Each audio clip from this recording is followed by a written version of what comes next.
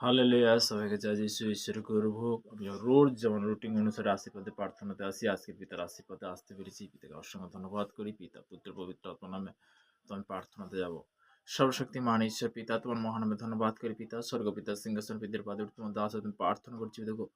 বিশেষ করে পিতাকে যারা ইউটিউব ফেসবুকে রুটিন অনুসারে রোজ তারা পিতাকে জুড়ছে, পিতাকে তাদের আশীর্বাদের বার্তা, আশীর্বাদের বাক্য তাদের মধ্যে যে পৌঁছে তুমি সর্বদা পিতা আশীর্বাদে পরিণত করো পিতা।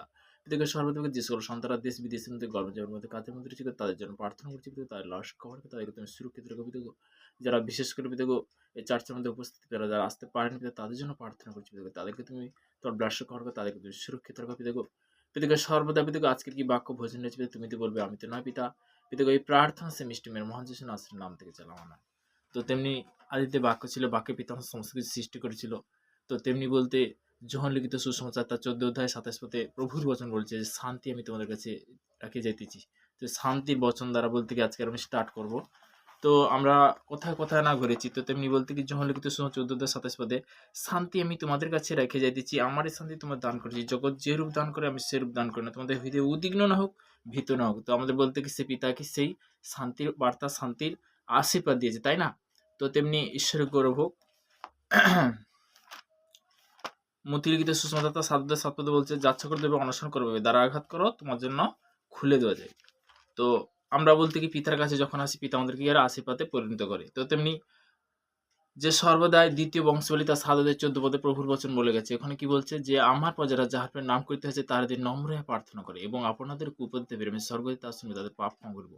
আমরা পাপি, তাই না? তো তেমনি পিতার কাছে যখন নত হই সে প্রার্থনাতে যাব, প্রভুর কাছে আমরা নত হব।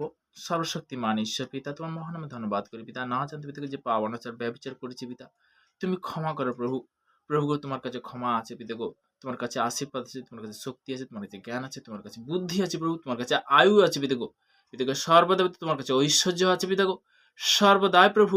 আজকের বিশেষ করে এই সুন্দর বার্তা, সুন্দর বাক্য দেওয়ার জন্য তোমাকে অসংখ্য ধন্যবাদ করি পিতা।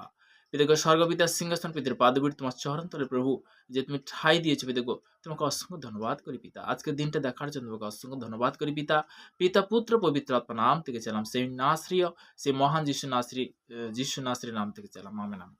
হালেলুয়া। তো তেমনি বলতে কি যিশায়া তার 65 অধ্যায় 1 পদে প্রভুর বচন কি বলে, যাহারা জিজ্ঞাসা করে নাই আমি তাহাদিওকে আমার অনুসন্ধান করিতে দিয়েছি, যাহারা আমার অন্বেষণ করে নাই আমি তাহাদেরকে আমার উদ্দেশ্যে পাইতে দিয়েছি। যে জাতি আমার নাম আখাদ্য হয় নাই তাহাদিওকে আমি কহিলাম দেখো এই আমি, দেখো এই আমি। হালেলুয়া। তো প্রভুর বচন দ্বারা বলতে কি যে আমরা আজকের আশীর্বাদে আসতে পেরেছি পিতার বাক্যতে। তো তেমনি বলতে কি হিতোপদেশ তার 5 অধ্যায় 1 পদে, বৎস তোমার প্রাজ্ঞা অবধান করো, আমার বুদ্ধির প্রতি কর্ণপাত করো, যেন তুমি পরিণাত সীতা রক্ষা করো, যেন তোমার অষ্টধরে জ্ঞানের কথা পালন করে। হালেলুয়া। অষ্টধরে জ্ঞানের কথা কখন পালন করো? যখন তুমি রুটিন অনুসারে পিতার কাছে আসবে, পিতার বাক্যতে আসবে। তো তেমনি বলতে কি হিতোপদেশ তার 2 অধ্যায় তার 2 থেকে 1 থেকে 2 পদ পর্যন্ত, 1 থেকে 2 পদ 6 পদ পর্যন্ত, 6 পদ পর্যন্ত। বৎস তুমি যদি আমার কথা সকল গ্রহণ করো, যদি আমার আজ্ঞা সকল তোমার কাছে সঞ্চয় করো, যদি প্রাজ্ঞা দিকে কর্ণপাত করো, যদি বুদ্ধিতে মনোবেশ করো, হ্যাঁ যদি সুবিবেচনাকে আহ্বান করো, কি করো? সুবিবেচনাকে যদি আহ্বান করো, যদি বুদ্ধির জন্য উচ্চে স্বর করো, যদি গৌরব নেয় তাহার অনশন করো, প্রাপ্ত ধনের কি বলতে গুপ্ত ধনের নেয় তাহা অনুসন্ধান করো, তবে সদাবু ভয় বুঝিতে পারিবে। ঈশ্বরের বিষয় জ্ঞান প্রাপ্ত হও, কেননা সদাবু প্রাজ্ঞা দান করেন, তাহার মুখ হইতে জ্ঞান ও বুদ্ধি নির্গত হয়। তাহার মুখ হইতে কি জ্ঞান ও বুদ্ধি কি নির্গত হয়। ঈশ্বর সন্তানরা যখন আমরা প্রভুর বাক্যতে আসি, পিতা আমাদেরকে আশীর্বাদে পরিণত করে।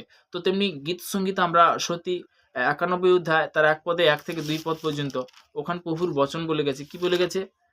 যে ব্যক্তি পরাত্মপালে অন্তরালে থাকে সে সর্বশক্তিমানের ছায়াতে বসিত করে।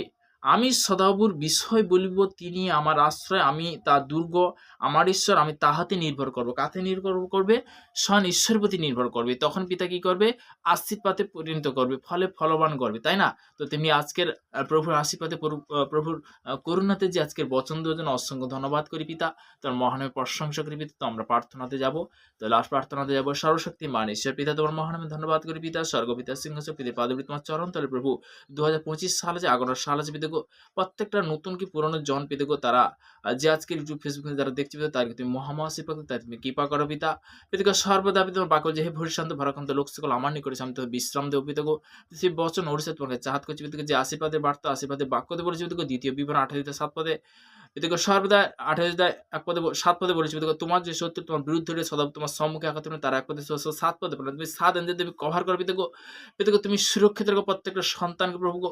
প্রভুগো সর্বদা পিতাগো তোমার বাক্য বলছে পিতাগো, সদাপুর হস্ত এমন খাটো নয় যে স্পষ্ট করতে পারেন, তার কান এমন ভারী নয় যে সে শুনিতে পান না। পিতাগো তুমি শুনছো পিতাগো, তুমি দেখছো পিতাগো, স্বর্গ মর্ত পাতাল ভূমি পিতাগো, তুমি সৃষ্টিকর্তা মালিক, তুমি সৃষ্টি করেছো পিতা।